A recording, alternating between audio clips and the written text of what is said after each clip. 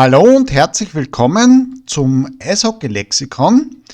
Und zwar schauen wir uns diesmal die Mannschaft an.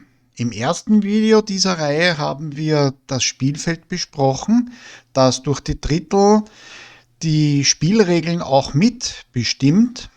Und die Mannschaft bewegt sich auf diesem Spielfeld. Und zwar gibt es da zwei Informationen. Die eine Information betrifft die Mannschaft, die am Eis tatsächlich aktiv tätig ist, und die andere Information betrifft die Mannschaft generell. Generell kann man sagen, dass ein Team üblicherweise bis zu 22 Spieler hat, aber nur 6 Stück können maximal auf dem Eis sich bewegen. Mindestens müssen es aber 4 sein. Und zwar haben wir den Torhüter, 2 Verteidiger, ein linker, ein rechter und 3 Stürmer. Wobei es den Mittelstürmer gibt, den man Center nennt, aus dem Englischen. Es sind die meisten Begriffe Englisch. Der Left Wing ist der linke Flügelstürmer und der Right Wing ist der rechte Flügelstürmer. Der Torhüter hat, wie bei anderen Sportarten, zum Beispiel beim Fußball, 2 weitere Torhüter in Reserve. Das heißt, wenn er sich verletzt, dann kann wer einspringen. Es ist an sich so, dass er die Spiele bis zum Schluss bestreitet, aber es gibt hier nicht die Situation wie etwa beim Handball, dass eigens für einen 7 Meter der Torhüter ausgewechselt wird, weil der andere reaktionsstärker ist. Aber es kann sein, dass ein Spitzenteam gegen einen vermeintlich leichteren Gegner nach einem Drittel 5:0 hinten liegt und der Torhüter sagt, wisst ihr was, ich habe genug, ich habe jetzt 5 Tore kassiert, mir reicht's. Und die Nummer 2 übernimmt und spielt bis zum Ende des Spiels. Aber normalerweise hat man einen Spitzentorhüter, auf den man sich verlassen kann, der dick gepolstert ist, weil auf sein Tor wird der Puck mit bis zu 150 km/h geschossen und da braucht man auch sehr viel Schutz. Die Verteidiger bezeichnet man auch als Verteidigerpaar. Und das hat nichts damit zu tun, dass sie zu zweit sind, obwohl das natürlich auch ein Grund ist, sondern es ist nicht so, dass jetzt der Verteidiger auf die Spielerbank geht und ein anderer Verteidiger kommt, sondern wenn er das Eis verlässt, verlässt es sein Kollege auch. Warum? Weil der linke Verteidiger genau weiß, wie sein Kollege auf der rechten Seite spielt und umgekehrt. Wenn der jetzt nicht weiß, was der normalerweise macht, dann hat man eine riesige Unsicherheit in der Verteidigung. Daher sind die eingespielt und kennen sich sehr gut. Und da gibt es die besonders erfolgreichen und erfahrenen Spieler, die meistens als erste Linie angesehen sind. Und dann gibt es welche, die eher aus der Nachwuchsklasse sind. Die sind dann in der dritten Paarung zu finden. Und die Spieler werden immer zu zweit eingesetzt. Die können auch unterschiedlich aktiv sein. Es kann zum Beispiel sein, dass der Spieler sehr weit vorrückt, wenn angegriffen wird, während der Spieler eher defensiv ist und im Falle von einem Gegenangriff den Angriff abfangen kann. Da spricht man dann auch oft von Staying at Home. Das heißt, er geht nicht in das gegnerische Verteidigungsdrittel oder Angriffsdrittel aus dieser Sicht, wenn man von links nach rechts spielt, sondern er bleibt eher in der neutralen Zone und schaut, wie es weitergeht. Und wenn er merkt, man hat den Gegner unter Druck gesetzt, dann kann er auch aufrücken. Also es gibt da auch verschiedene Taktiken, die schauen wir uns vielleicht ein anderes Mal gezielter an. Und so wie die Verteidiger gibt es auch beim Angriff diese Technik. Und zwar spricht man von der Angriffslinie. Eine Angriffslinie hat immer einen Mittelstürmer. Machen wir das Ganze offensiv. Der Mittelstürmer macht die Gegend hier unsicher. Der Flügelstürmer kommt von der Seite, der rechte Flügelstürmer auch. Und diese 3 sind ebenfalls sehr gut eingespielt. Und man spricht hier von der Angriffslinie. Das heißt, wenn der Spieler das Eis verlässt, verlassen seine zwei Kollegen üblicherweise das Eis auch. Und es gibt normalerweise am Beginn eines Eishockeyspiels 4 Angriffslinien. Die erste, die zweite, die dritte und die vierte. Wieso ist das durchnummeriert? Erstens einmal hat man eine bessere Organisation. Auf der Spielerbank kann der Trainer sagen, jetzt geht die dritte raus zum Beispiel. Vor allem hat es aber eine Hierarchie. Die erste Angriffslinie umfasst jene Spieler, die besonders erfahren und besonders erfolgreich sind.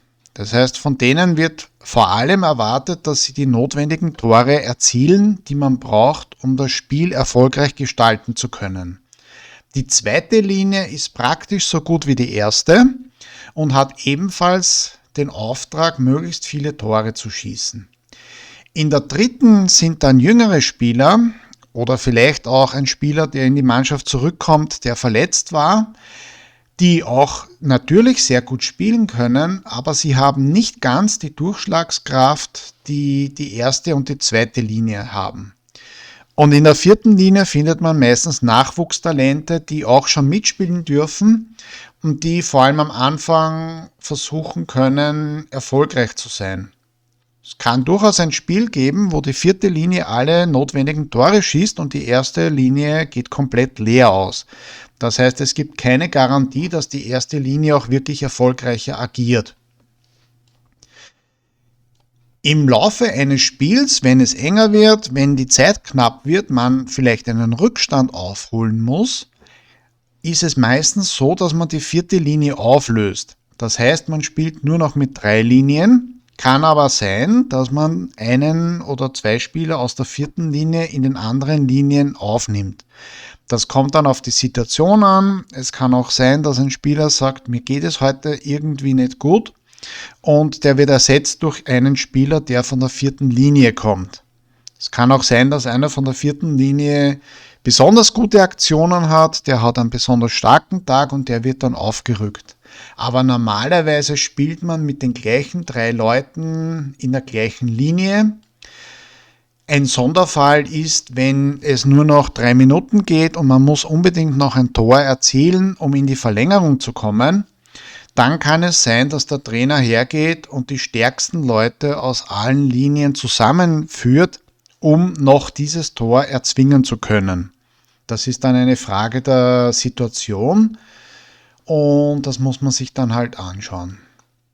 Ansonsten hat man die Flügelstürmer, die die Verteidigung möglichst nach außen locken sollen und dann den Puck in die Mitte spielen. Und da wartet der Mittelstürmer und möchte natürlich den Torerfolg erzwingen. Es ist aber nicht so, dass jetzt der Verteidiger nur verteidigt und der Stürmer nur angreift. Wenn der Gegner angreift, ziehen sich die Stürmer nämlich an die blaue Linie zurück. Die Verteidiger beschützen das Tor. Und der Auftrag besteht darin, den Gegner nicht hineinzulassen. Bei der Besprechung des Spielfeldes haben wir schon gelernt, dass der Spieler, ein Stürmer, nicht im Angriffsdrittel sein darf, bevor der Puck drinnen ist. Das heißt, wenn ich an der Linie den Gegner aufhalten kann, habe ich schon die halbe Miete bei der Verteidigung. Bekomme ich den Puck, weil ein Fehler passiert ist, ein Fehlpass oder weil ich erfolgreich war und ihm den Puck abnehmen konnte, dann gibt es den Gegenangriff. Das kann jetzt ein schneller Konter sein, den sehr oft die Flügelstürmer, die sehr schnell sind, durchführen. Der Mittelstürmer läuft nach.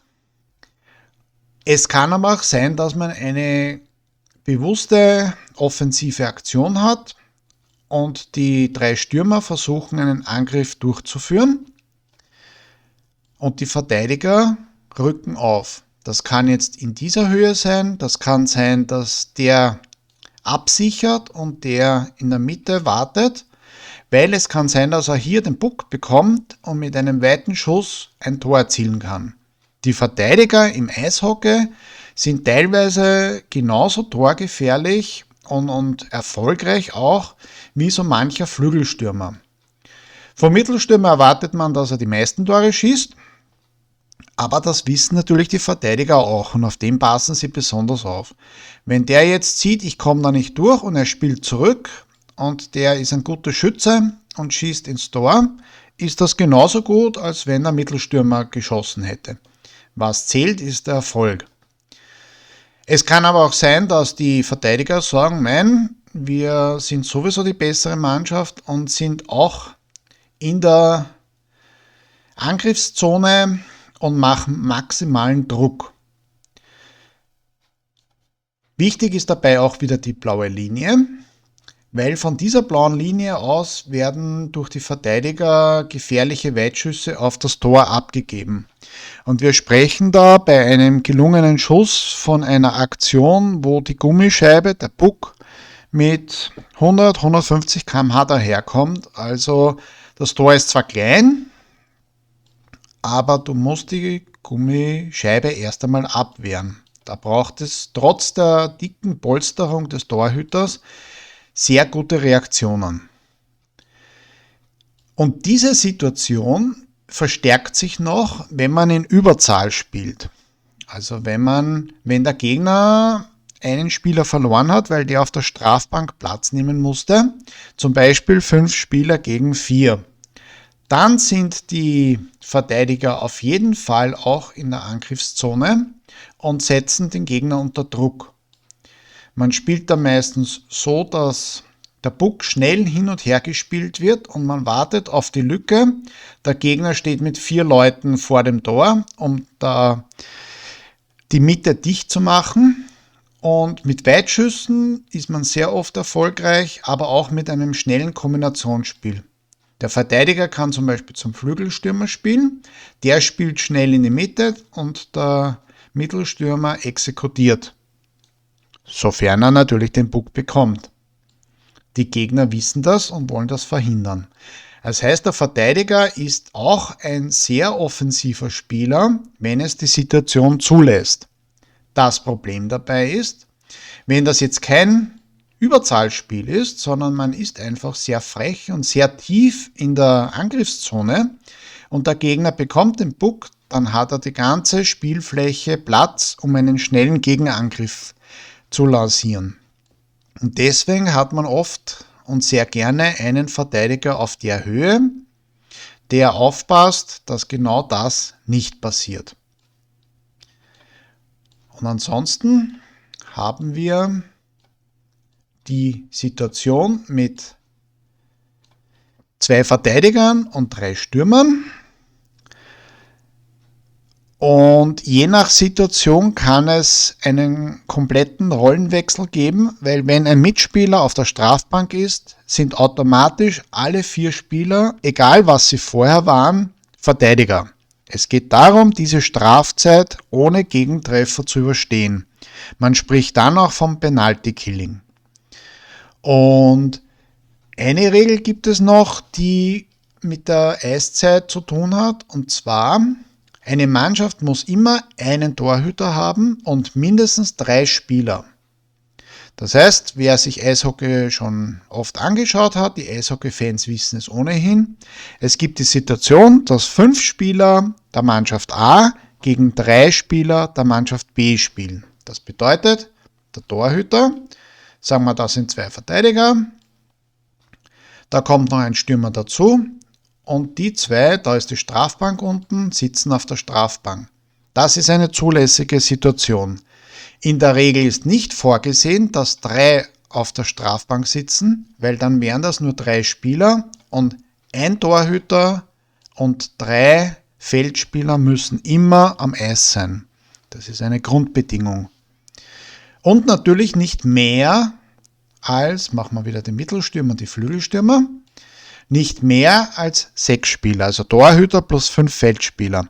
Es passiert manchmal, dass man sich irrt oder dass irgendwas falsch läuft, wenn es zum Spielerwechsel kommt und auf einmal ist ein Spieler zu viel am Eis, und das hat zur Folge, dass das ein technisches Foul ist und ein Spieler muss stellvertretend für die Mannschaft, die den Fehler gemacht hat, für 2 Minuten auf die Strafbank. Also man muss immer aufpassen, dass man diese Regel auch einhält. Ja, und das soll es eigentlich gewesen sein mit den wesentlichsten Überlegungen zur Mannschaft im Eishockeysport. Vielen Dank fürs Zusehen und Zuhören. Bis zum nächsten Mal. Alles Liebe.